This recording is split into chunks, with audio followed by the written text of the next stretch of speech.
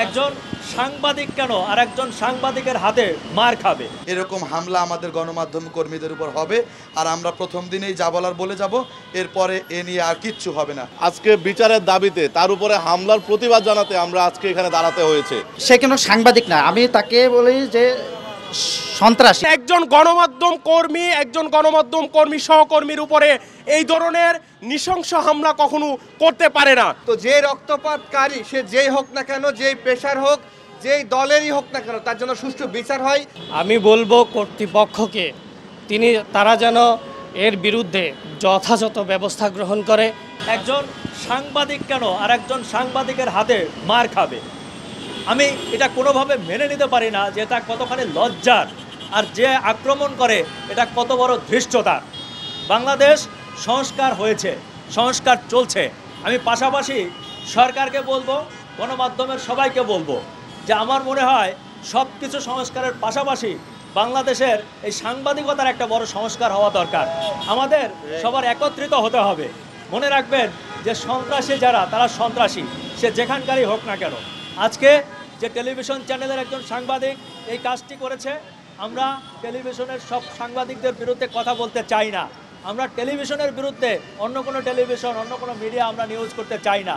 কিন্তু কোনো প্রতিষ্ঠান যদি সন্ত্রাসীকে প্রশ্রয় দেয়, কোনো প্রতিষ্ঠান যদি সাংবাদিকতার নামে সন্ত্রাসীদেরকে পালে, তাহলে আমরা ওই প্রতিষ্ঠানের বিরুদ্ধে পরবর্তীতে কঠোর কর্মসূচি দেব এবং কথা বলতে বাধ্য হব। যদি আমরা শক্ত ইউনিটি না করতে পারি, এরকম হামলা আমাদের গণমাধ্যম কর্মীদের উপর হবে, আর আমরা প্রথম দিনেই যা বলার বলে যাব, এরপরে এ নিয়ে আর কিচ্ছু হবে না। গণমাধ্যম কর্মী ভাই ভাই সহকর্মী, আমরা একসাথে রাস্তাতে দাঁড়িয়ে চা খাই, একসাথে দাঁড়িয়ে ভাত খাই। সো আমাদের উপরে আমাদের এক ভাই হামলা করেছে, ওনার মধ্যে এই গণমাধ্যম কর্মীদের যে উদারতা, যে ভালোবাসা, এটা আছে কিনা। আসলে আমি এশিয়ান টেলিভিশনের কর্মকর্তা, যারা ঊর্ধ্বতন কর্মকর্তা আছে, তাদেরকে বলবো যে ওনার সর্বোচ্চ শাস্তি জানি উনি পায়। এবং যারা মাল্টিমিডিয়াতে কাজ করি, আমরা যারা লাইভ করতে যাই বা যখন একটা নিউজ কাভার করতে যাই, আমরা পার্শ্ববর্তী যারা টেলিভিশনে কাজ করে তাদের প্রতিও খেয়াল রাখবো। তাদের ক্যামেরাম্যানরা থাকে, তারা যদি একটা কথা বলে, এটাকে আমরা উল্টোভাবে না নিয়ে, মানে সেটাকে আমরা ভালোবাসা দিয়ে তাকে আমরা বলবো যে ঠিক আছে ভাই, আমি আপনাকে জায়গা দিচ্ছি। আমরা জানি তাদের সাথে খারাপ বিহেভ না করি। যার সঙ্গে আমি প্রতিদিন বিভিন্ন অ্যাসাইনমেন্টে দেখা হয়, আজকে বিচারের দাবিতে তার উপরে হামলার প্রতিবাদ জানাতে আমরা আজকে এখানে দাঁড়াতে হয়েছে। এর চেয়ে দুঃখজনক এবং লজ্জাজনক বিষয় আর নাই। কেননা এই হামলাটা যদি অন্য কোনো প্রতিপক্ষের কাছ থেকে আসতো, তাহলে বিষয়টা মানা যেত। আমারই আরেক সহকর্মী ভাইয়ের তার কাছ থেকে এই ধরনের একটা হামলার শিকার হবে, সেটা আসলে কখনো গ্রহণযোগ্য না। এশিয়ান টিভির এই যে কার্ডধারী যারা সন্ত্রাসী কার্যক্রম করে, তাদের আসলে এখন পর্যন্ত রুখে দাঁড়ানোর জন্য আমাদের সময় এসেছে। আমরা এশিয়ান টিভির কর্তৃপক্ষের কাছে বিনীত অনুরোধ করব, আমাদের মতো যারা সংবাদকর্মী আছেন, তারাই আপনার প্রতিষ্ঠানে কাজ করে, এখানে আপনি কোয়ালিটি মেনটেন করে এবং যারা শিক্ষিত, মার্জিত এবং সাংবাদিকতার নীতি নৈতিকতা জানে, তাদেরকে নিয়োগ দেন। এ ধরনের সন্ত্রাসীদের নিয়োগ দিয়েন না। এটা আপনাদের কাছে আমাদের বিনীত অনুরোধ থাকবে। গতকাল যখন আমাদের সহকর্মী মাহিনের উপর হামলা হয়, আমরা বেশ কয়েকজন তার পরিচয় জানার জন্য আমরা সেখানে যোগাযোগ করি। তখন আমাদেরকে কয়েকজন বড় ভাই বলে সে ডিআরইউ রিপোর্টার, সে অনেক পাওয়ারফুল, সে অনেক বিএমপি বিট করে। তো বিএমপি বিট করলে কি দেশ কিনে নিয়েছে? আমার প্রশ্ন থাকলো সবার কাছে। ডিআরইউতে সদস্য হলে কি ডিআরইউ কি তাকে লাইসেন্স দিয়ে দিয়েছে যে আপনি যেখানে খুশি সেখানে হামলা করবেন, মামলা করবেন, আপনি সন্ত্রাসী কার্যক্রম করবেন, আপনার সহকর্মীর উপর হামলা করবেন?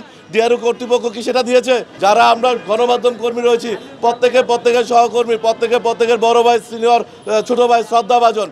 তার মানে কি আপনি কি আপনার সহকর্মীর উপর হামলা করার এখতিয়ার পেয়ে গেলেন? পেশাজীবী যারা সাংবাদিকতা করে, তাদের প্রথম কাজ হলো সাংবাদিকদেরকে সহায়তা করা।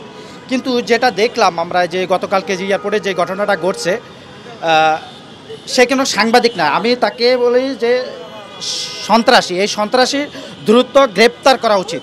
যারা এই ঘটনাটি ঘটিয়েছে গতকালকে, আমরা তাদেরকে আসলে কোনো গণমাধ্যম কর্মী হিসাবে বলতে চাই না। কারণ একজন গণমাধ্যম কর্মী সহকর্মীর উপরে এই ধরনের নৃশংস হামলা কখনো করতে পারে না। আমরা তাদেরকে সন্ত্রাসী হিসাবে আখ্যা দিতে চাই, কারণ সন্ত্রাসী আর গণমাধ্যম কর্মী এক না। যারা আসলে এই হামলাটা করেছে, আপনারা জানেন যে আমাদের যে সহকর্মী মাহিনের চোখের অবস্থা খুবই গুরুতর, চোখ নষ্ট হওয়ার পথে তার। এবং গতকালকে আমরা বিমানবন্দর থানায় গিয়ে একটি মামলা দায়ের করেছি এবং এখন পর্যন্ত কিন্তু সে গ্রেফতার হয় নাই। একই সাথে গতকালকে এশিয়ান টেলিভিশন তাকে সাময়িক বহিষ্কার করেছে। এশিয়ান টেলিভিশনকে আমরা ধন্যবাদ জানাই। আমরা কোনো মিডিয়ার বিপক্ষে না, আমরা কোনো গণমাধ্যমের বিপক্ষে না, তবে গণমাধ্যমের নাম করে যারা সন্ত্রাসী কার্যকলাপে লিপ্ত থাকে তাদেরকে এই গণমাধ্যম থেকে তাদেরকে বহিষ্কার করতে হবে। কি কারণে এই হামলা সেটা যদি আপনাদেরকে বলি, আমরা সবাই যখন দেখি ডিজিটাল জার্নালিজমে আমরা লাইভ করি, খুব যত্নের সহকারে আমরা করি এবং এটা খুব স্বাভাবিক। বাসে চড়লেও ধাক্কা লাগে, বলি ভাই সরে যান।